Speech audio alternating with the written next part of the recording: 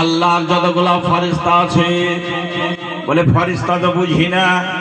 বন্ধুরে আমার, আল্লাহ পাক পৃথিবীতে কতগুলা ফেরেশতাকে কাজে লাগিয়ে রেখেছে, কতগুলা আকাশমণ্ডলীতে আছে, কেউ পাহাড়ে পর্বতে আছে, আর যতগুলা মানুষ পৃথিবীতে আছে প্রত্যেক মানুষের সঙ্গে দুইটা ফেরেশতা আছে।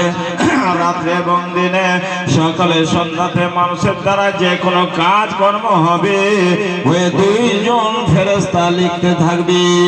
ওয়া ইন্না আলাইকুম লাহাফিজিনা কিরামান কাতিবিন ইয়ালামুনা মা তাফআলুন।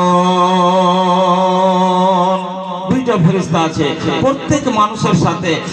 যে কোনো আমল আপনার দ্বারাই হবে ওই ফেরেশতারা লিখবে, একটা লিখবে নেকি আর একটা ফেরেশতা লিখবে গুনাহ। এটা ডিউটি বাটা আছে। এবার আপনি যে জায়গাটি করেন সমস্ত আমল আপনার লেখা থাকবে। কিয়ামতের দিন ওই রেজিস্টার যখন খোলা হবে তখন আপনাকে আল্লাহ পাক বলবেন ইকরা কিতাবাকা, তোমার আমল গালা পড়ে দেখো।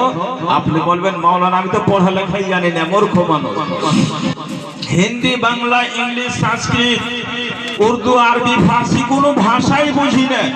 আল্লাহ পড়াইবে কি করে, কেমন করে পড়াইবে?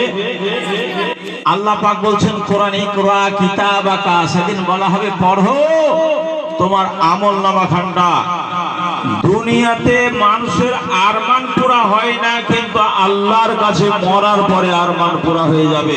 পৃথিবীর কোন মানুষ এরকম থাকবে না যারা পড়তে জানবে না, সব পড়তে পারবে। শক্তি আল্লাহ দান করবেন। নিজের আমলনামা, নিজের কর্তৃত্ব ব্যবহার সব আপনি দেখতে পাবেন, বুঝতে পারবেন যে এটা ঠিক।